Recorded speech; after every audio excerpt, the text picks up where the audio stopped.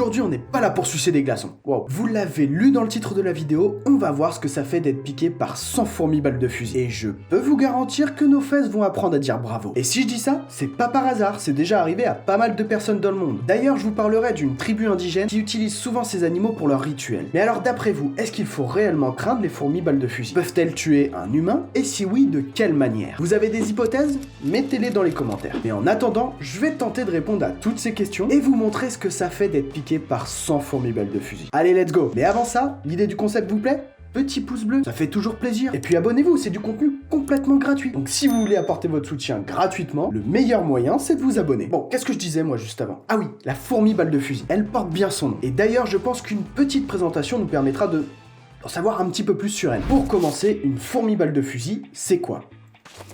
Bah physiquement, ça ressemble à ça. C'est pas un animal immense. D'ailleurs, c'est un insecte qui mesure généralement de 18 à 30 mm pour un poids aux alentours des 60 mg. C'est minuscule. Mais malgré cette petite taille, c'est l'une des plus grandes espèces de fourmis au monde. Donc c'est pas rien. Ce sont des fourmis noires et un peu rougeâtres, avec de grandes mandibules et un dard assez visible pour bien se défendre. Niveau comportement, la fourmi balle de fusil vit bien sûr dans une colonie très bien organisée avec plus d'une centaine de membres. D'ailleurs, on peut souvent trouver leur nid au pied d'un arbre. Et bien sûr, ces fourmis-là, on les trouve pas en Europe. Et heureusement pour notre petit cul. On les trouve principalement en Amérique du Sud ou centrale et plus précisément dans la forêt tropicale amazonienne. Niveau bouffe, les fourmis balles de fusil se nourrissent bien sûr de nectar, mais pas que. Elles s'attaquent parfois à de petits arthropodes pour les bouffer et les dépecer de leur nectar, s'ils en ont. Mais pour autant, ce ne sont pas des fourmis agressives. Ouais, nous on est pour la paix dans le monde. Peace les gars. Mais alors, pourquoi les fourmis balles de fusil sont-elles dangereuses?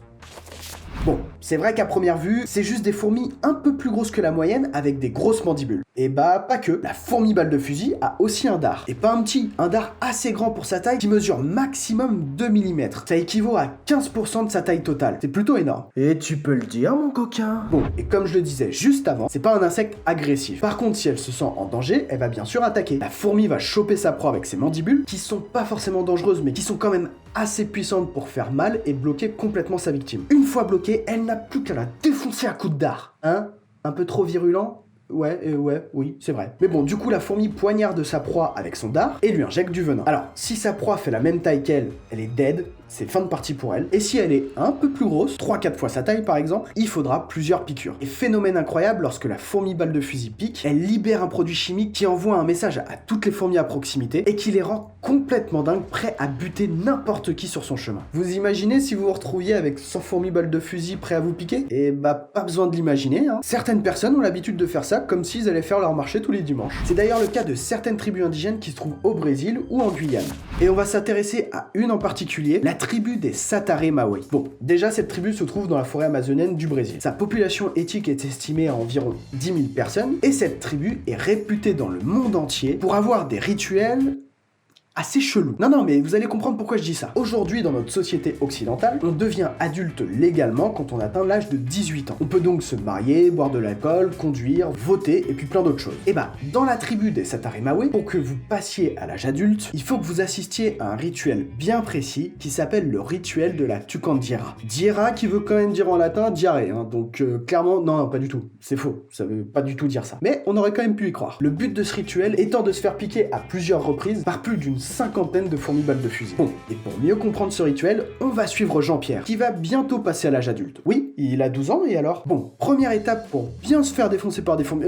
Pour bien passer son rituel, il faut que Jean-Pierre s'isole pendant 30 jours et il doit suivre un régime alimentaire à base de châtaignes, de chibé et de fruits. Ça lui permettrait de se préparer physiquement et psychiquement pour son rituel. Deuxième étape, juste avant la cérémonie qui se déroule généralement entre octobre et décembre, il faut que Jean-Pierre boive le sapo. C'est une boisson à base de poudre de guarana. C'est une plante qu'on trouve en Amazonie. Troisième étape, le début de la cérémonie. Elle sera ponctuée de plusieurs danses et de plusieurs chansons et pendant ce temps-là, Jean-Pierre devra mettre ses mains dans les gants pour se faire piquer par des dizaines de fourmis. Alors, bien sûr, la confection des gants, elle est artisanale. C'est des fibres végétales qui sont tissées entre elles et où on vient disperser des fourmis un peu partout, le cul et le dard à l'intérieur du gant, tout ça entrelacé par le tissage. Et bien sûr, Jean-Pierre devra répéter l'action plus d'une vingtaine de fois pour valider la cérémonie et passer du statut enfant au statut adulte. Perso, s'il faut passer par là, moi je reste enfant. pas de problème. Bon, et la finalité de cette cérémonie permet de bénir les participants et leur promet tout au long de leur vie d'avoir une bonne santé, d'être un bon guerrier, un bon chasseur, un super mari et un père génial. D'ailleurs, si vous voulez en savoir plus sur la cérémonie, je vous ai mis 1 ou 2 liens dans la description qui vous détaillent tout, parce que moi j'ai quand même fait un condensé. Mais bon, concrètement, ça fait quoi d'être piqué par une fourmi balle de fusil? Bon, déjà il faut savoir que sa piqûre est la plus douloureuse de tous les insectes. On peut mesurer son intensité grâce à l'échelle de Schmid. C'est un gars qui s'est dit, bah tiens, si je me faisais piquer par plus de 150 insectes pour savoir l'intensité de la douleur chez l'humain. Et c'est comme ça qu'est née l'échelle de Schmid. C'est pas une blague. Dans ce classement, il y a 4 catégories. La 4e étant la plus puissante et la première la moins puissante. La 4e catégorie est composée d'un seul insecte. Et je vous laisse deviner lequel. Vous avez une idée? Eh oui, c'est effectivement la fourmi balle de fusil. Et ouais les gars, vous pouvez pas me tester. La douleur est décrite comme une douleur électrique aveuglante comparable à un coup de fusil, d'où son nom justement. Et la douleur peut perdurer pendant 24 heures maximum, donc on a le temps de souffrir. Les symptômes sont souvent de la fièvre, des nausées, des tremblements et une arythmie cardiaque. Clairement, si vous vous faites piquer, vous allez en chier pendant 24 heures. Et ça a été le cas de Coyote Peterson de la chaîne Brave Wilderness. Mon accent anglais est merdique. Mais pour moi, c'est l'une des meilleures chaînes YouTube sur les animaux. Bon, par contre, c'est en anglais. Mais si la chaîne Monsieur Curieux peut ressembler à ça dans 2 voire 3 ans, clairement, je serai l'homme le plus heureux. Il présente les animaux de manière originale et il fait des trucs de dingue. Comme par exemple se faire piquer par une fourmi balle de fusil. D'ailleurs, une fois piqué, il a commencé à ressentir une intense brûlure qui s'est rapidement diffusée dans tout son bras avant que ses muscles soient presque paralysés sous l'effet du venin. Pour lui, c'est la piqûre la plus douloureuse à laquelle il s'est exposé jusqu'ici. Bon, on vient voir qu'une piqûre, c'est déjà du sérieux. Mais ça fait quoi de se faire piquer par 100 fourmis balles de fusil?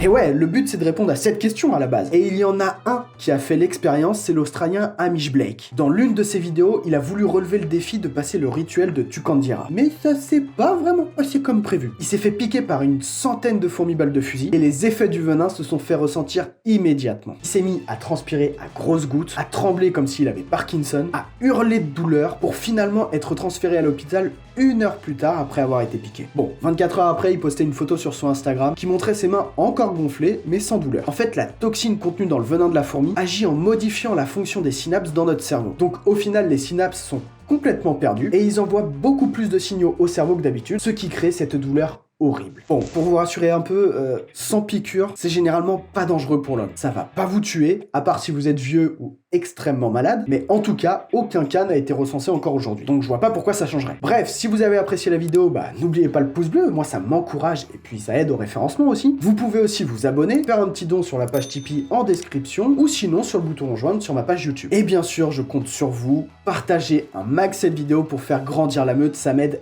énormément. Sur ce, je vous laisse reprendre vos activités et n'oubliez pas que la curiosité est un charmant défaut et pour certains, bonnes vacances si vous y êtes. Moi j'ai encore du boulot. Ciao.